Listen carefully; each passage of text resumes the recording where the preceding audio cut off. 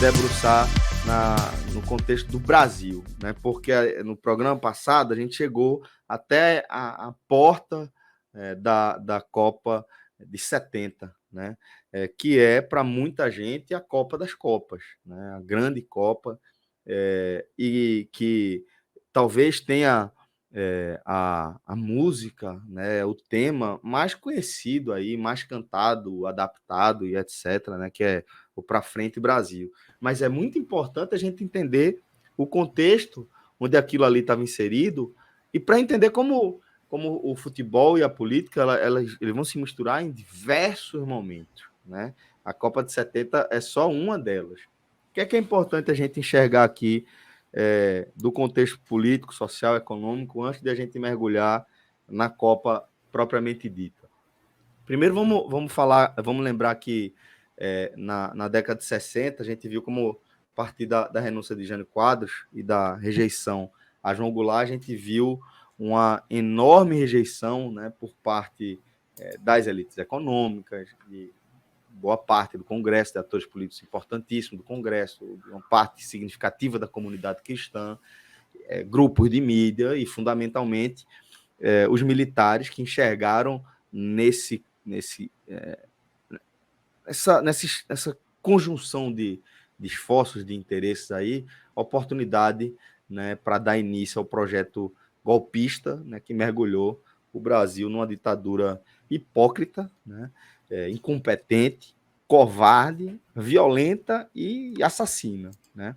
E a gente viu também que, apesar das tentativas de revisionismo mais recente, a ditadura aqui no Brasil ela foi tudo isso desde o começo. A gente viu que os 4 primeiros atos institucionais foram implementados ali entre 64 e 66, e que em 68, né, já era implementado o AI-5 que revogou os direitos políticos no país.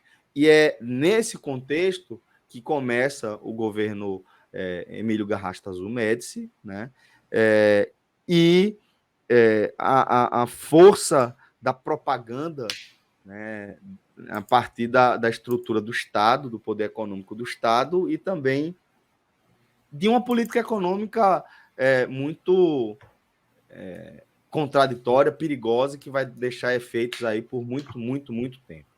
Médici, ele era um general da linha dura, ele tinha sido, inclusive, chefe do SNI, que é o Serviço Nacional de Informações, e governou, né, com toda a liberdade, né, que as ferramentas de opressão da ditadura dispunham naquele momento. Já tinha sido implantado lá, decretado o AI-5, que ele manteve a população sob controle, com toda a força do Estado, com a repressão violentíssima a qualquer grupo que se opunha, principalmente a partir do surgimento de grupos armados, né, da esquerda armada, da esquerda revolucionária, que ganharam força a partir do recrudescimento mesmo da opressão da ditadura.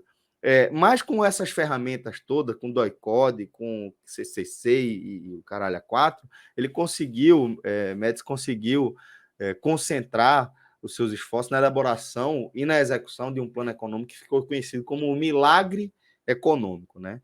E, como eu disse, fez isso a custo de muita propaganda, né?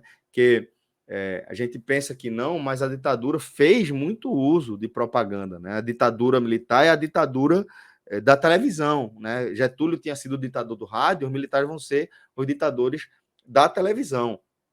A própria escalação da seleção de 70 vai entrar nesse contexto, né? João Saldanha, técnico da seleção que conduziu o Brasil à classificação, né? Montou aquele time ali, conduziu a classificação, ele era militante do Partido Comunista e ele vai ser afastado. Quem vai chegar a Zagallo, a gente vai se debruçar sobre isso um pouco mais adiante. Mas tudo isso está dentro desse contexto de propaganda de que a ditadura era algo que trazia benefícios para a população. Então, o milagre econômico ele consistia em uma política parecida com a que JK, Juscelino Kubitschek, tinha feito no seu governo, né? Juscelino, que já tinha sido, inclusive, já tinha perdido também os direitos a essa altura.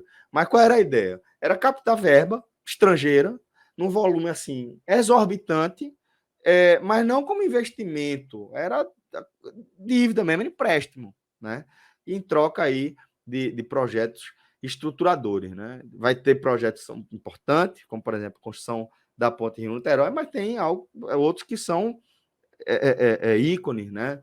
Do que a gente vai conhecer como as obras faraônicas. Vai ter a usina nuclear de Angra dos Reis, que nunca operou numa potência que justificasse ali os investimentos, seu projeto, e fundamentalmente o símbolo, né, que é a Transamazônica, que é essa tragédia ambiental, tragédia estrutural e da engenharia, que até hoje segue dessa forma, né? Segue como os militares deixaram, tudo cagado, tudo aí desgraçado, né? Era para cortar do Nordeste, né? Do país do Nordeste até o Norte, né?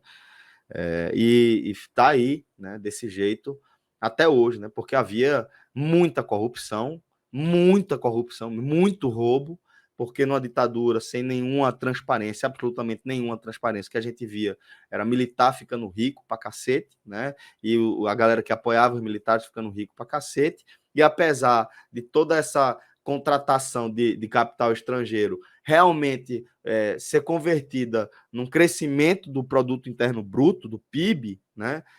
E que isso era também propagandado, né? Não sei nem se existe essa palavra, mas era tratado como propaganda pela ditadura militar. O fato é que foi um acúmulo, um aumento da concentração de renda, né?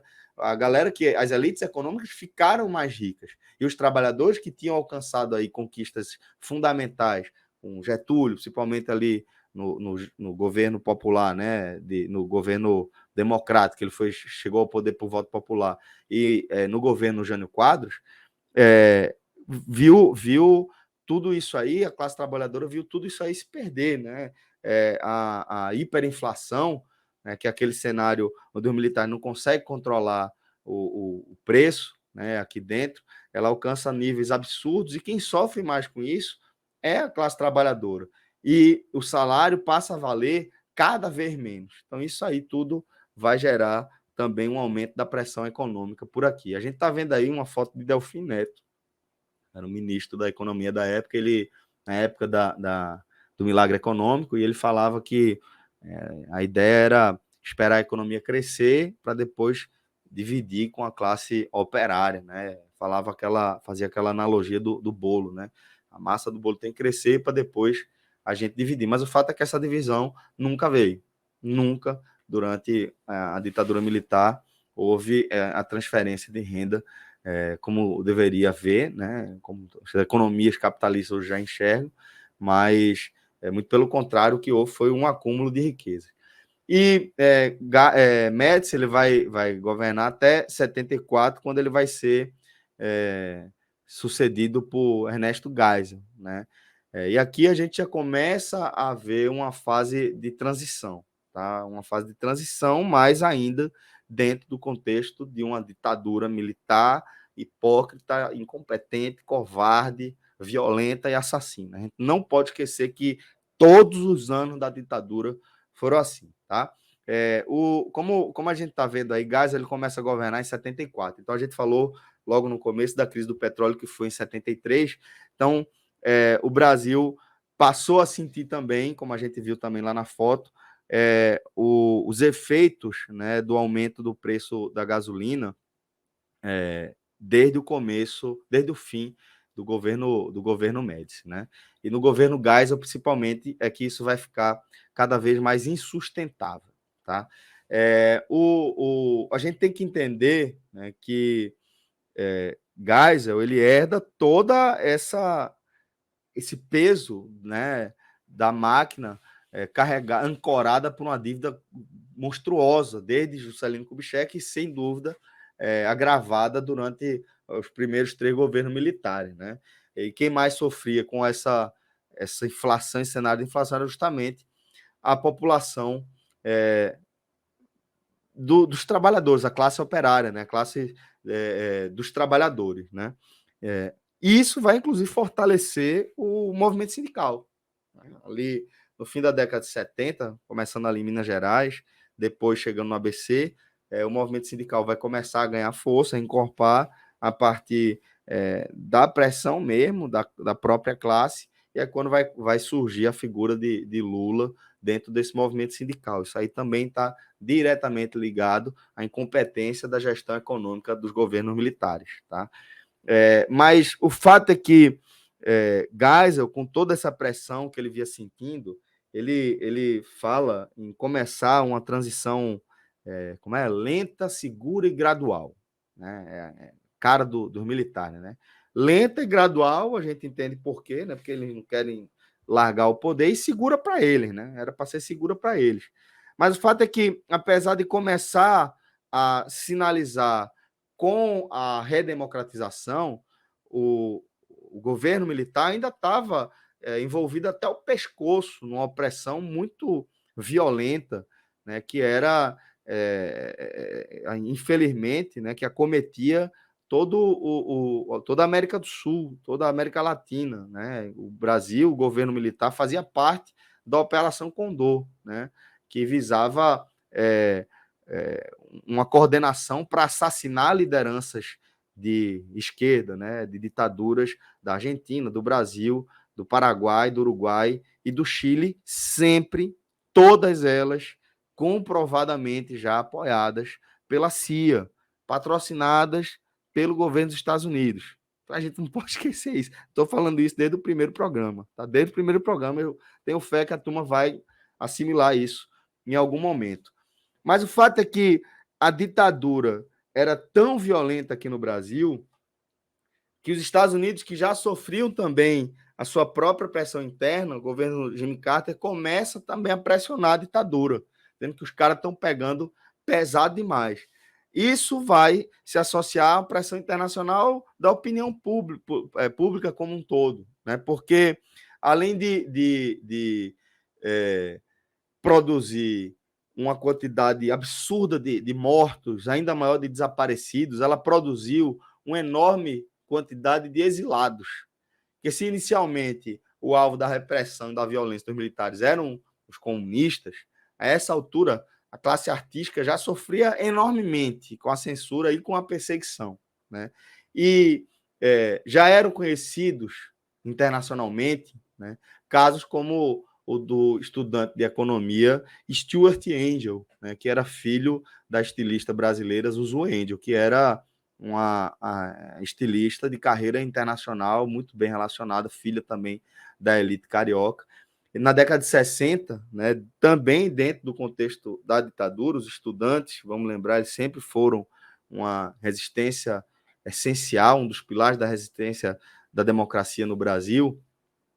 Stuart ele se filiou a movimentos de esquerda até chegar no MR8, acho que era Movimento Revolucionário 8 de alguma coisa. Vai ter até aquele filme que Minhoca trouxe, né, do que é isso, Companheiros, um filme bem caricato, né? Mas o MR8 era um grupo guerrilheiro socialista que atuava em ações como sequestro de diplomatas para negociar a liberdade de presos políticos. E esses presos políticos, depois de libertos, eles acabavam sendo exilados em outros países e começavam a apontar os desmandos da ditadura. Então, ia crescendo aí a pressão da comunidade estrangeira também para que o Brasil iniciasse uma fase de transição. Tá? Mas é no máximo isso que a gente vai chegar na década de 70. É só uma fase de transição, como eu disse, uma transição lenta, segura e gradual. Covarde, como sempre, no que diz respeito aos militares brasileiros. Fala, Fred. Eu acho o seguinte, né, que esse final, né, de um processo de mudança que é só transitório, como você disse, e hoje a gente vê um retrocesso, né? A gente vive, Pô. né, um retrocesso porque o Brasil conseguiu, de alguma forma lenta, superficial, se distanciar dessa realidade, mas desde a vitória de Bolsonaro, né, e a abertura de muitos e muitos e milhares de cargos, porque a gente tem os cargos principais, mas dentro do governo você vai ramificando outros cargos, Do né, aparelhamento, né? do aparelhamento para os militares, e a gente está aqui numa noite em que é uma expectativa enorme, né, de grande parte dos brasileiros sobre um relatório que nem auditoria é, mas que tratam como auditoria, né, que as Forças Armadas vão dar das urnas e esse relatório deve fomentar mais dias e dias de crise, né, e de ver pessoas na frente do exército, né, e cenas como a gente já comentou, né, em outros programas recentes, cenas assustadoras até, né? A gente Assustador. ri, a gente ri porque é engraçado em alguns momentos, né, como o cara que se pendura no caminhão, mas é assustador, né? Hoje eu vi uma cena de pessoas encostadas no muro do exército rezando, orando, como se fosse um muro das lamentações e coisa do tipo, né? É assustador. Não, E pô. E quando você é, vê é, é uma o que a galera sociedade em transe, produziu, né? Fred, total, pô. Total. Porque quando você vê o que a ditadura militar produziu efetivamente, quando você vai olhar a história, não é você olhar o revisionismo, tá? É olhar a história, os fatos históricos, está comprovado aí. Você vai ver que não tem uma razão fundamentada para você apontar que houve algo positivo, alguma herança positiva. Muito pelo contrário. Eu acho, inclusive, Fred, que esse gancho que você fez, ele é meio que ele entra num loop, porque ele é uma justificativa para a gente estar vivendo esse momento de novo, para mim, está na forma, como também na forma, né? Porque a gente precisa entender o crescimento da extrema-direita, a ascensão da extrema-direita como um movimento global. Mas aqui no recorte do Brasil, dentro do nosso cercadinho, a gente precisa entender que está diretamente associado ao desfecho da ditadura no Brasil. A gente vai falar um pouquinho mais na década de 80, mas talvez aqui seja um momento mais apropriado para a gente falar que no Brasil não houve a derrubada da ditadura. Houve um grande acordo. A gente vai ver, vai ter o aumento dessa pressão que eu estou falando, que a gente está cozinhando essa panela de pressão aqui. Tudo isso vai caminhar para um processo que não é de uma ruptura como deveria ser. Tá? Ele é um processo que ele vai partir de uma proposta covarde, mais uma vez, de anistia, que parte dos militares. Os militares vão continuar usando os argumentos, e aqui eu reforço, não vou aqui ser negacionista e dizer, também revisionista, dizer que não houve resistência armada da esquerda no Brasil. Houve, mas é isso, é resistência. Não havia um movimento de luta armada da esquerda no Brasil suficientemente articulado, né, antes da ditadura. Houve pequenos movimentos pontuais, locais, que foram suplantados também em seus momentos. Houve mentira, né? Houve o plano Cohen, houve uma fantasia e há a utilização de argumentos fantasiosos para você justificar medidas que foram tomadas que não têm justificativa. A anistia é uma covardia. A anistia é um erro. A anistia é a raiz de parte do que a gente vive hoje. Se perdoou a galera que oprimiu gerações e gerações, que torturou, que treinou torturadores, que pagou pessoas para torturar, para matar e para ocultar o corpo de outras pessoas. Essas pessoas foram perdoadas, elas seguem perdoadas até hoje. Até hoje. Então, isso tem que acabar. Se você for ver o que aconteceu na Argentina, porra, é de chorar de inveja.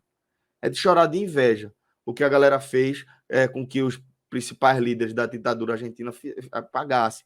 Então, isso a gente tem que entender também, para que a gente não faça novamente uma anistia em termos de não, vai ficar tudo bem, vamos tocar. Não, tem que ser justo, né, com quem